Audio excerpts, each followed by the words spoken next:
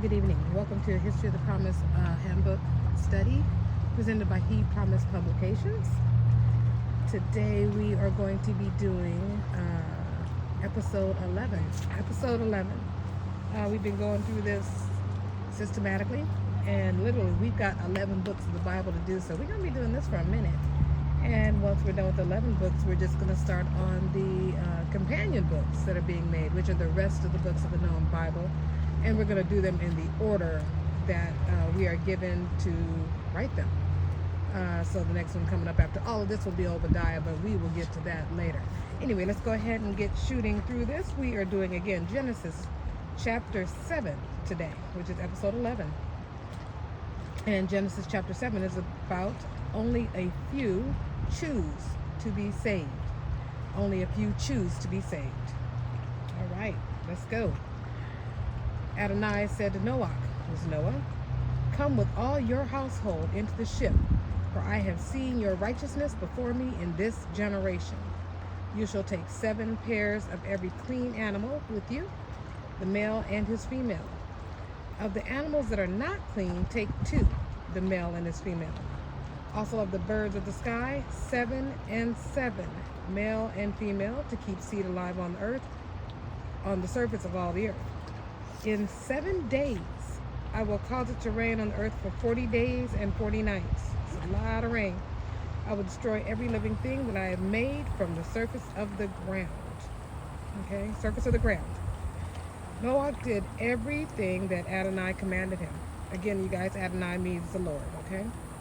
Noach, or Noah, was 600 years old when the flood of waters came on the earth. Noach went into the ship with his sons, his wife, and his sons' wives because of the flood waters. Clean animals, unclean animals, birds, and everything that creeps on the ground went by pairs to Noach into the ship, male and female, as Yahweh commanded Noah. After the 7 days, the flood waters came on the earth.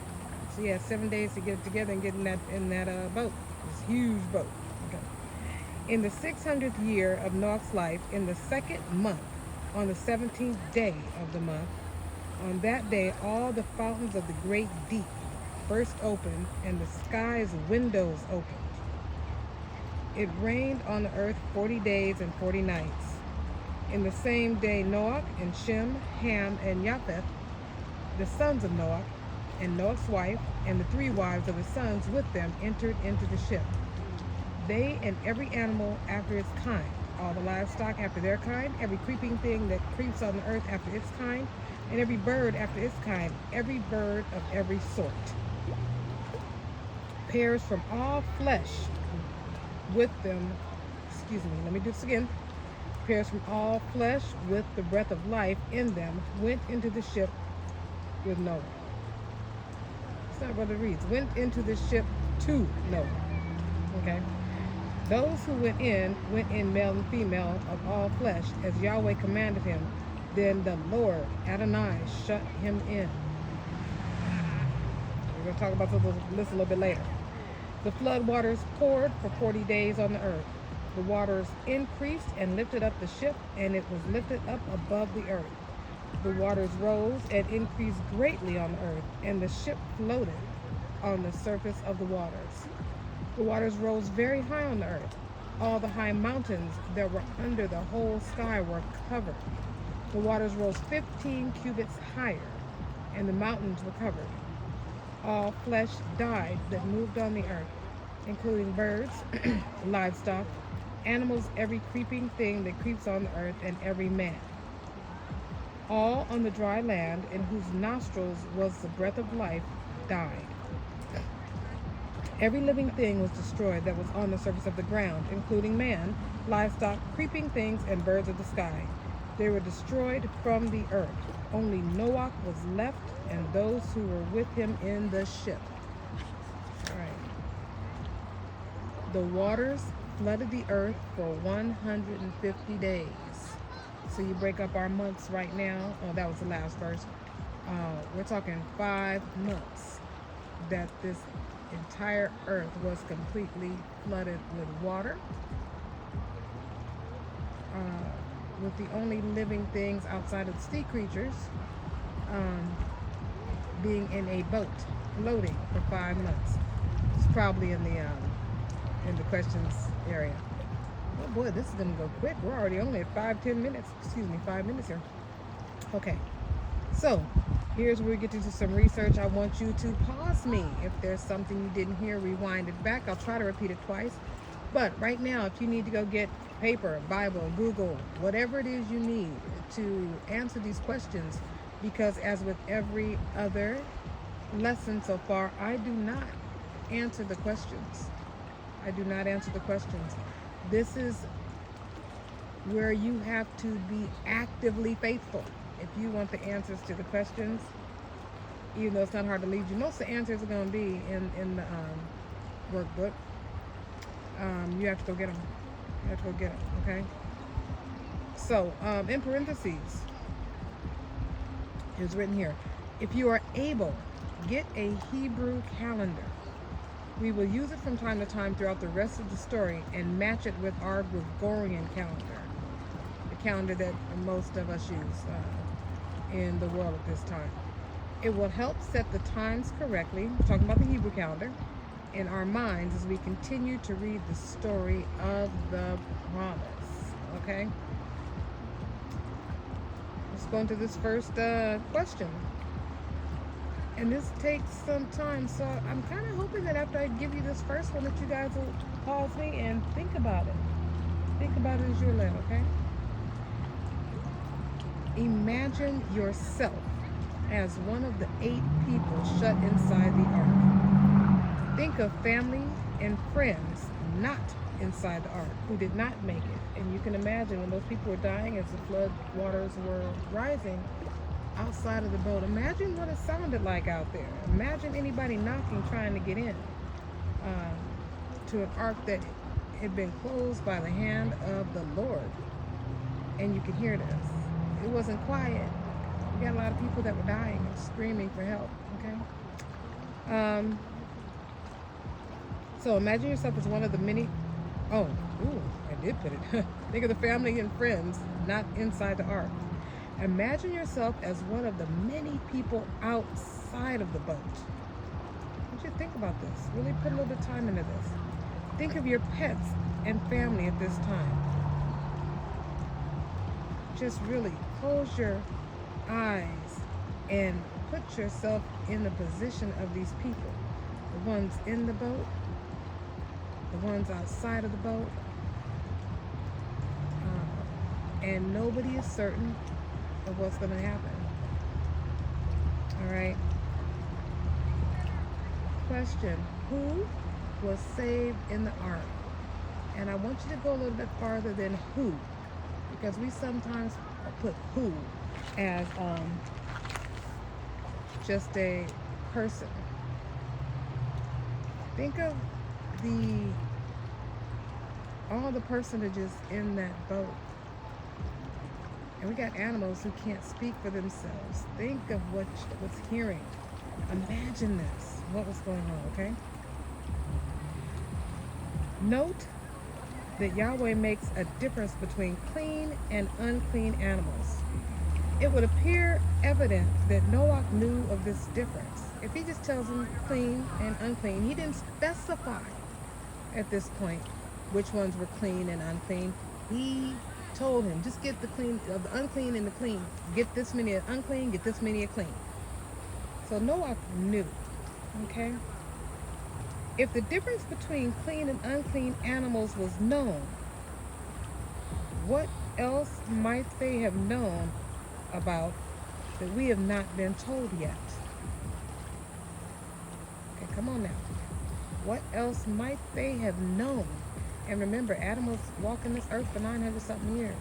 What else might they have been told that we are not privy to at this time?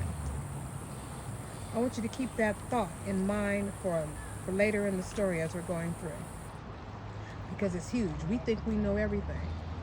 But I personally did not talk to Adam, but they did. All right, so keep that in mind. We don't know. We're not as smart as we think we are. We are not as smart as we think we are, okay? And we really need to understand where our lines of ignorance lie. All right. So keep this in mind. Okay, a male and female of each animal was saved. Why? I shouldn't have to go digging for this one. Next question. How many male and female pairs of birds were saved? Now, some of you are going to catch this right away. Some of you won't. But just think, how many male and female pairs of birds were saved? And it's not a number. It's not a number. Okay? Next question. Did the flood start as soon as the door to the ark was shut?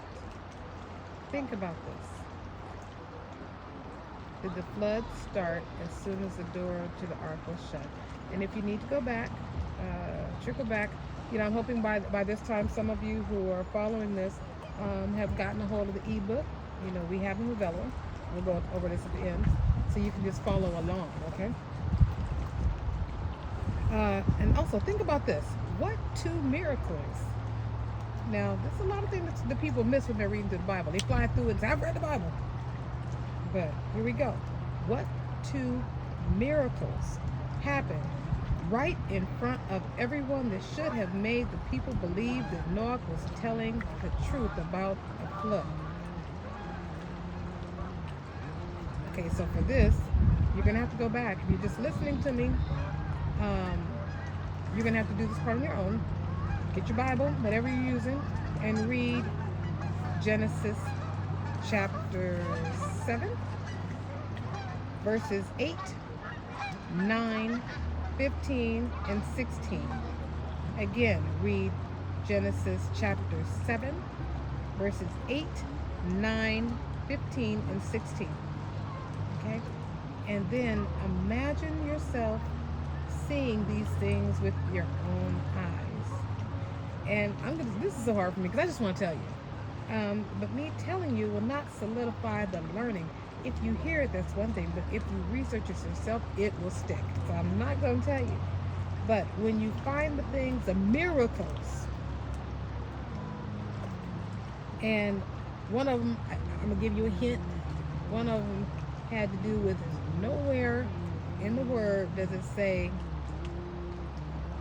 Noah, you and your sons go run around the earth and find two pairs of animals. So where did they come from? How did they get to the ark? How did they make it here? Okay? But when you look at these things again, imagine seeing, you're there. Put yourself there. Close your eyes and imagine yourself there. You're seeing these two things happen with your own eyes. Would it have made you believe that Noah was telling the truth? Okay? Oh, well, right here in the book, boy, I get ahead of myself. Noah did not gather the animals. How did every animal on earth know where to come? They didn't get a text message or an email. I'm going to tell you that right now. And even if you sent them a text message or email right now, they wouldn't get it because they don't function like that. Okay? How did they know where to come? Next question. Where did all the water come from that flooded the earth? Where did all the water come from that flooded the earth?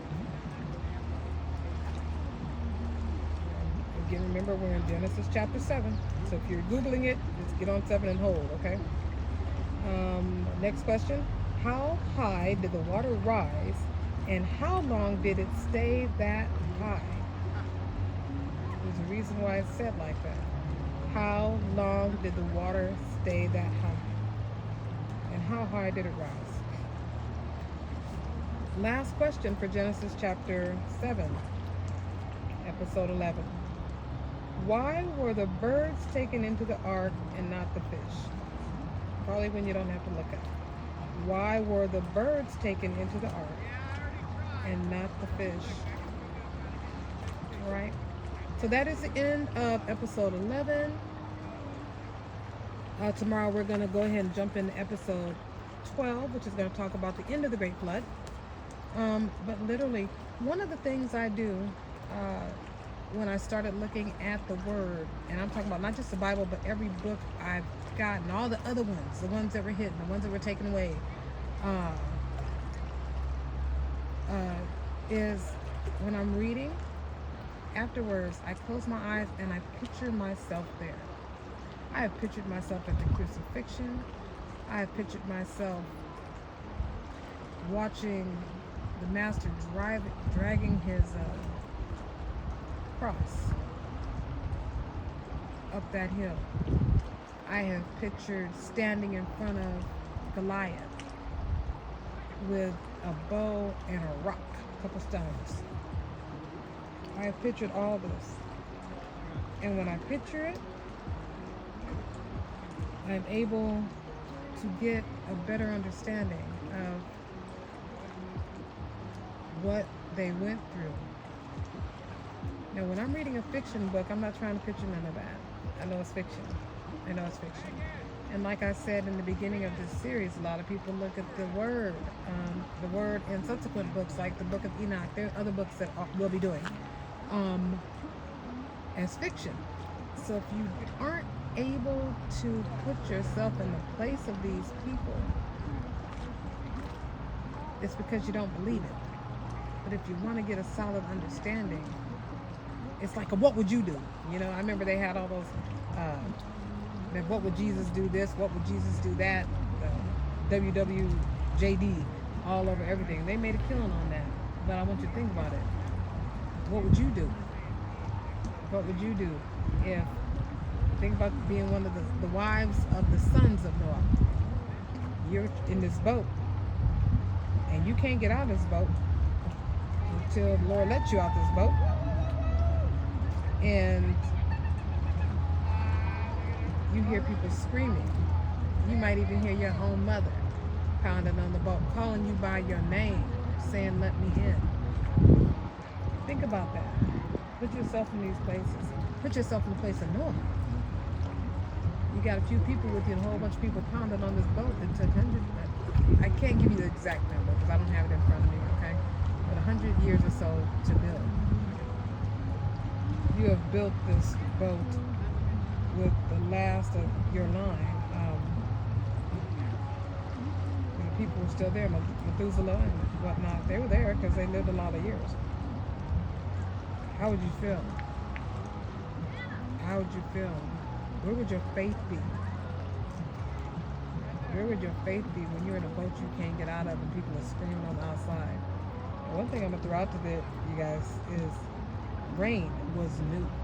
Nobody had ever seen rain fall from the sky until the day of the flood. So I'm giving you all these little tidbits. Imagine you're outside and you talking smack about Noah and his family, and they going in this boat, door closes, and you feel something hit you, and you think water's coming from somewhere, who knows where, and then all of a sudden it starts pouring. You look up and you're seeing something you have never seen before. How would you feel? How would you feel? So that is it, you guys. We're going to go ahead and do episode 12 tomorrow. I'm not saying dates anymore because literally by the time they get posted, it's going to be a little different. We'll catch up on it later. But I really want you guys to start now, early in the study, taking the time to put yourself in the place of these people. Let them become real to you, and not the fantasy and the movies that are pressed in our brains. This isn't a fantasy. This is real stuff. Real people went through some real stuff, okay? With that, I'm going to let you go. And hopefully you'll check into another video or check in tomorrow, however you're doing this. When I first started learning, I was going episode by episode by episode of other writings that I was into. So however you do it, whenever you check in, I'll be right here. I'll be right here, and we'll keep hashing this out. And let's see what we come to. Have a good evening. Bye.